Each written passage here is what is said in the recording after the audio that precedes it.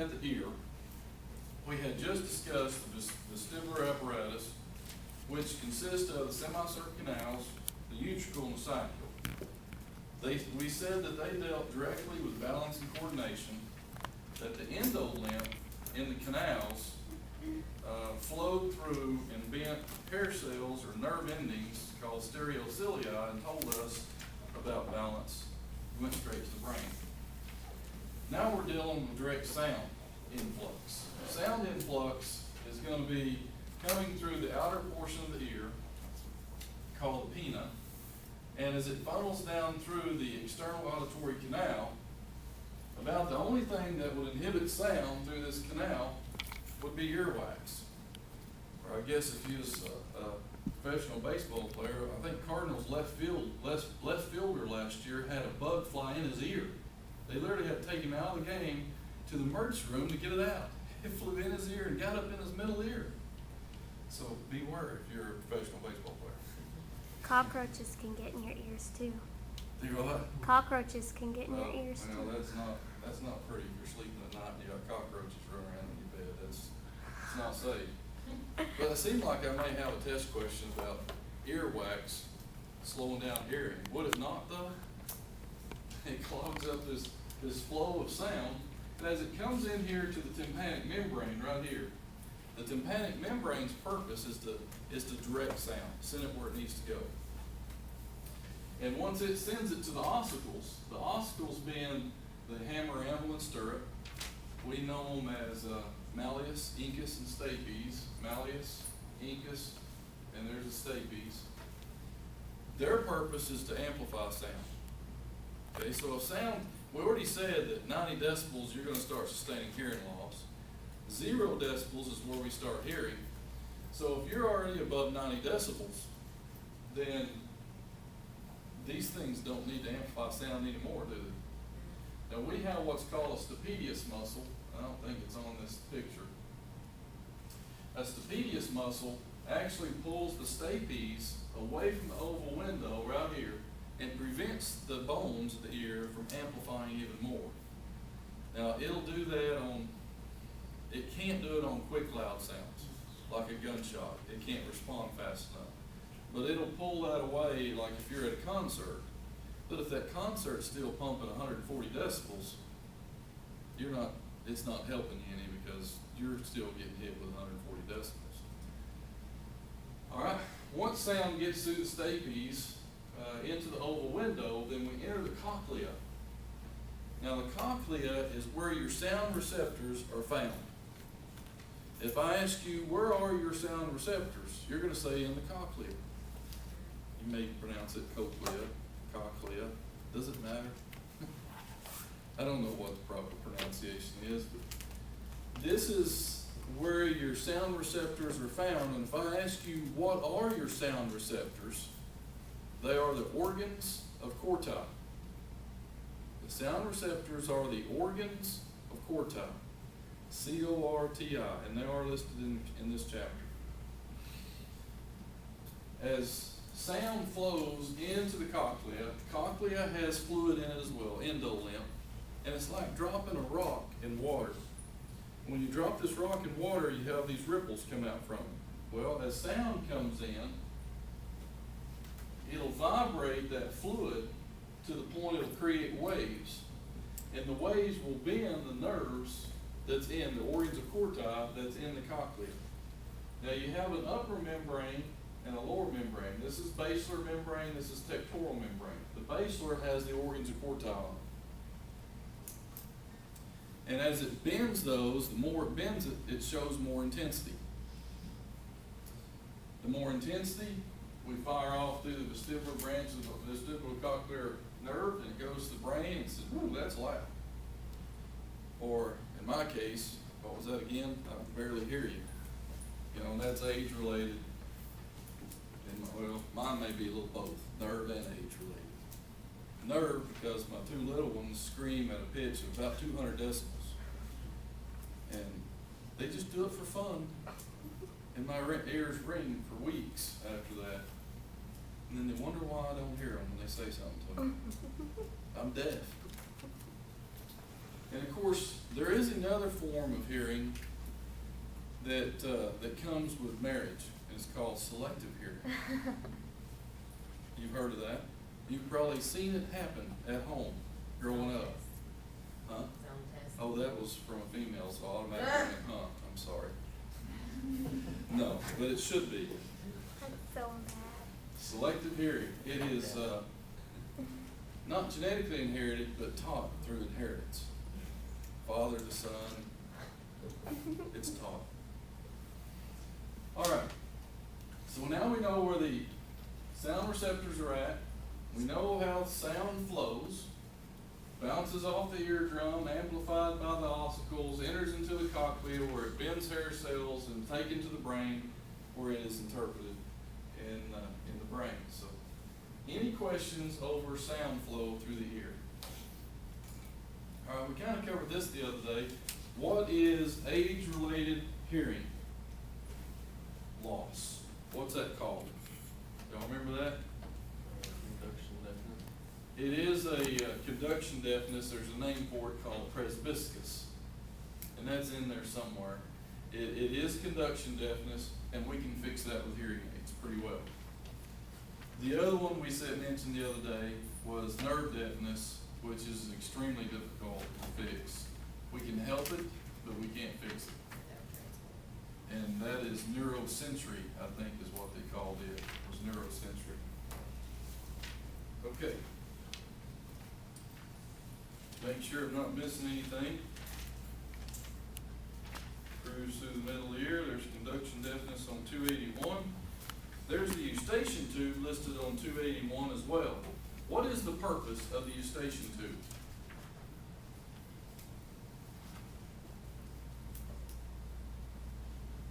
Just because we're on video don't mean we gotta clam up in here. Eustachian tube, equilibrium, right? It equalizes pressure between in and out. If you drive over a mountain, do you feel pressure building in the ears? And then how do you get rid of it? You can yawn, that'll do it, won't it? You should have got her with a big yawn back there. Just like, find some way to pop your ears, or because that pressure's building up in there. The eustachian tube's purpose is for that. Unfortunately, it also allows throat and ear infections to correlate to each other. If you let an ear infection go long enough, it can turn to throat, or you let a throat infection go long enough, it can turn to ear. It's a travel pathway as well. Now here's just a quick question. Can an ear infection kill you?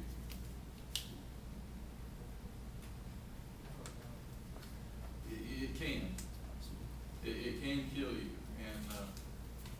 And we think our health care is bad today from what it might be in the future, but I had an ear infection 2 springs ago, and I had it treated by a local doctor on 2 different occasions, not to clear it up, and I have yet to see a ear, nose, and throat specialist.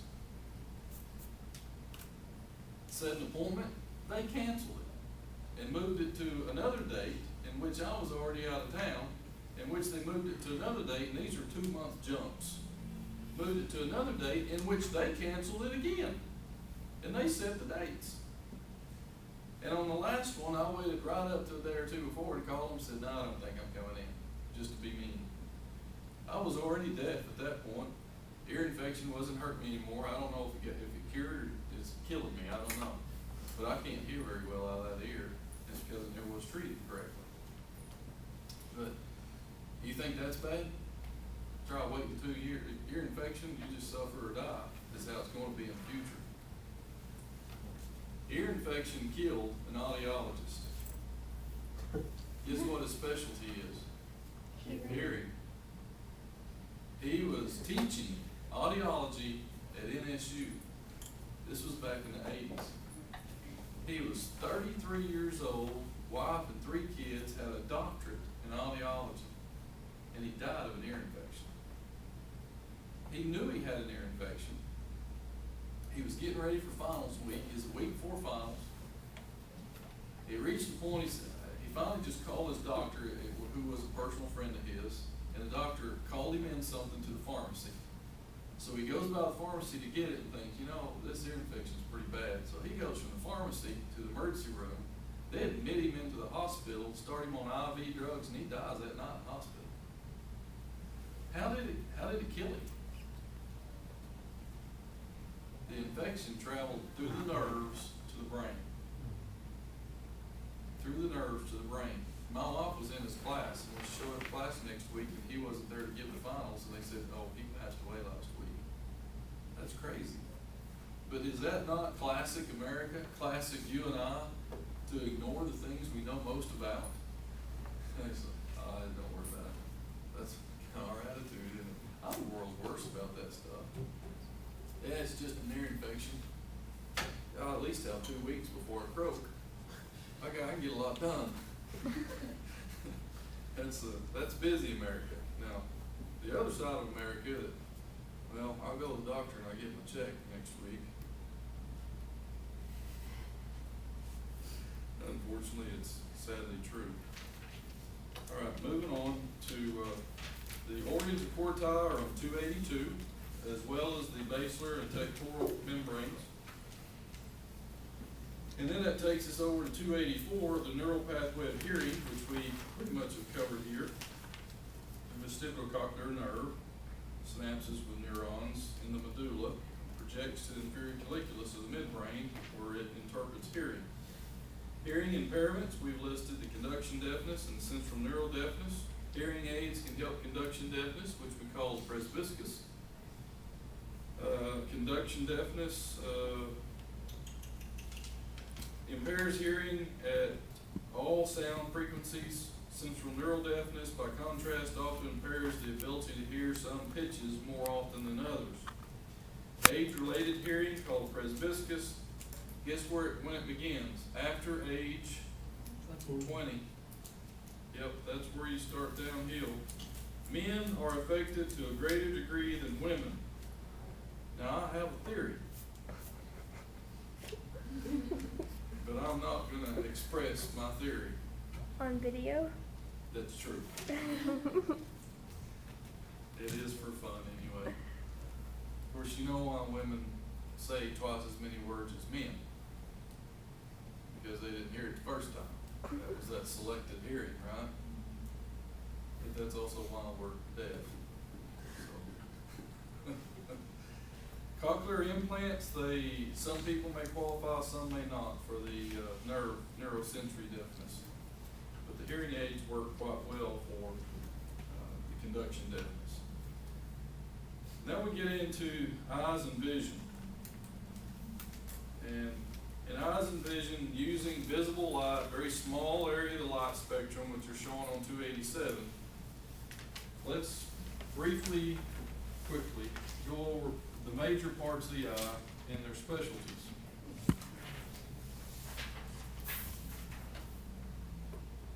Does that show up pretty good, Jennifer? No? I don't know. I can't tell on this tiny screen how well it'll show up Well, on. there's at least good pictures in the book that they can refer to as well. So, and the picture in the book's on 288. But just looking at the major parts of the eye, isn't that kind of an oxymoron? Let's look at the eye. Start at the top at the sclera. The sclera is the toughest outer covering. Has anybody ever dissected an eye? Was that not tough to cut through? I mean, Gross. Well, Go to cut it and then it like just burst. yeah, Stuff everywhere. that part right there, it's hard for a scalpel to get through it. And then you have to put pressure on it, and then that's when it blows up on you. If you can ever get a little slit started, just use scissors and cut into it, it won't explode on you as much. But we're out here stabbing it, trying to get it cut through, because that's so tough. Come around to the fovea centralis. Here's what you need to know about that, and this always shows up on the test, because we're going to point this out even more. The fovea centralis is the area of most acute vision. And what that means is the fovea is 100% cones. Cones see color, right? You get your best vision with cones. You get your best vision during daylight when the lights are on or the sun's out. That's 100% cones. That's your best vision, most acute vision. posterior cavity's full of vitreous humor back here. It's good for refraction and shape of the eye. And then we get into the retina. The retina is the innermost layer. You have the sclera out here, the retina's in here. The choroid's in between. The retina contains your rods and cones. It contains your photoreceptors. The choroid coat has a blood supply, so it's in the centerpiece right here. It has a blood supply.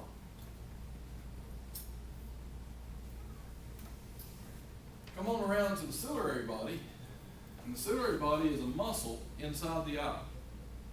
And it controls ligaments called suspensory ligaments. You see those up here. And it's hard to see them in these pictures, but you can see the pink muscle. Then you have these suspensory ligaments reaching down to the lens. Those two play a role in the shape of the lens. If you're focusing something up close, the lens is more rounded. If you're focusing on something afar, the lens is flat. So it's very important for flexibility of the lens to continue throughout life. What's the chances of that? Your eyesight starts going downhill after age 40 on eyes. 20 for yours. It can happen, unfortunately. But this muscle and suspensory ligaments play a huge role in this shape of the lens. Now, the most common age-related eyesight problem is a person cannot see up close, which we all start with reading glasses. I can see way out there. I can read a sign before it's coming. You can't. But I told my mom to throw stuff in the floor so she could see it. in my office down there is a pair of reading glasses. Because I have some, especially if light's dim, small letters, man, I need my reading glasses, or I need some light. If I can get some good light on it, my arms are still long enough. We're gonna go into this in a little more depth here in just a minute. Aqueous humor is the fluid in the front portion of the eye, in front of the lens. The lens actually directs light.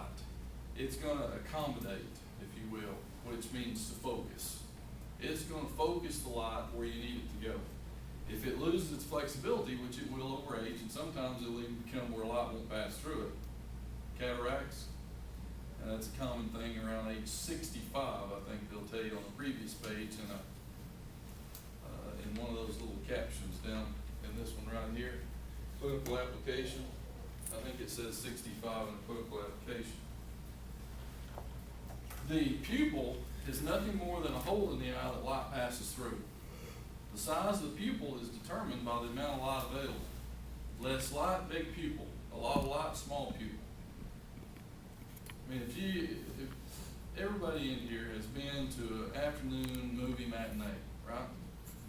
And you walked out of it, although the movie was bright, you was in a dark setting, was it? Okay, so you walked out into a sunny day, a concrete paved driveway where your car's parked, and sun's reflecting off that. Does that not blind you? You ever have your eyes dilated at the eye doctor? That's miserable. You're not supposed to drive like that. Well, I went to the eye doctor for something else. And he said, oh, I can't. Well, I had a small little, it was a little cyst growing on my eyelid right here. It bothered my wife more than it bothered me. It had been there for years, really hadn't got any bigger, but she thought it was killing me. So to appease her, I went to see the doctor.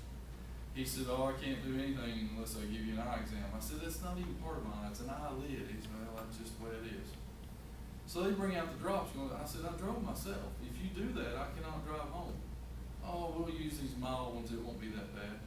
You know how many turnoffs I missed coming home? I missed one turnoff, and I made it to where I was going, but I crossed through a ditch and through a parking lot, and I could have swore I was hitting the turnoff right here. I just couldn't see. It was right dusky dark too. It's amazing I didn't have a wreck that day. Too much light. It was too intense, and the sunglasses was too much. You take them off, and then you couldn't see. It didn't. But that was bad. That was the size of the pupil. My pupil looked like I'd been on drugs, and I had been, I guess. The iris determines the size of the pupil. It's what's going to constrict and dilate according to the amount of light available. And then your suspensory ligament again, which is controlling the shape of the lens. So here's the deal with the ciliary body and sphincter ligament. If you're relaxed, the ciliary body is a muscle. So if you're relaxed, it's a muscle, it's relaxed. So let's just say we're resting. We're resting our eyes like you do often in class. And that ciliary body's relaxed. Well, when it's relaxed, it is actually drawing the suspensory ligaments tight. In the book, they'll use the term taut, T-A-U-T, which means tight. So suspensory ligaments up here and here are pulling tight because the muscles relaxed and drawn back, which flattens the lens. And when you open your eyes, you're not focused on that because you're more focused on far vision with a flat lens. It's like when you wake up in the morning, anybody wake you up and get, hey, wake up, and you're like, you know, you can't see them, it's like, back off, no more, you bad breath, but I can't see you anyway. So if you're gonna focus on something close, the muscle contracts and loosens the ligaments, and the lens snaps back to a rounded shape. Flat surface, you can pick up more light afar. Rounded surface, you focus more light to a smaller spot. So that's how those two work together. Any questions there? I'm gonna quickly look here in the book. Now they have the structure of the eyeball and a chart on 287, which is pretty good to look at. The clinical application on 286 about the cataracts at age 65. More than half the people over age 65 have cataracts or need to be treated for them. The area where the nerve comes in the back of the eye, that's considered a blind spot, and most of you already knew that. Look on page 290. On 290, the very bottom left-hand side, which leads up to the top right-hand side, I want to read to you what they call the visual field. Now, this seems confusing, but if you apply a little common sense to it, it's not that bad. We all know that, if you don't, you will. When we look at the brain, I'll show you the optic chiasma on the bottom of the brain.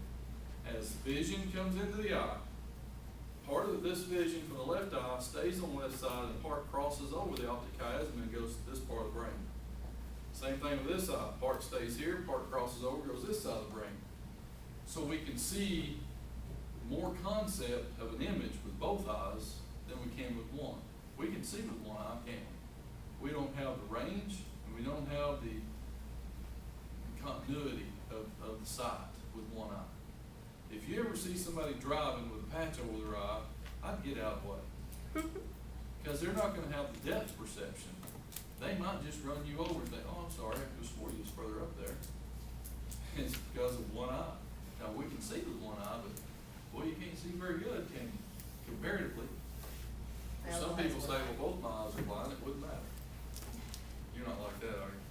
My other one is one eye. I go on this bad side all the time, I'm scared. Not on purpose, but I forget.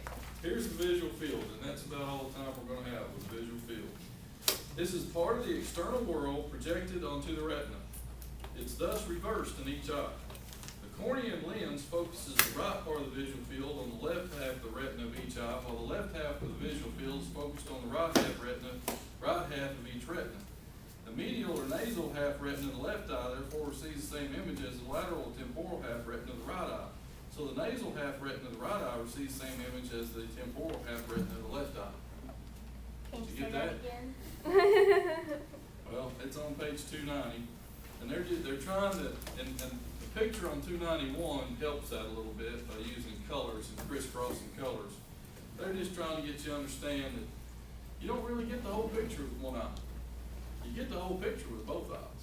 And we have depth perception over a lot of birds. A lot of birds have eyes inside their head, and you birds of prey don't.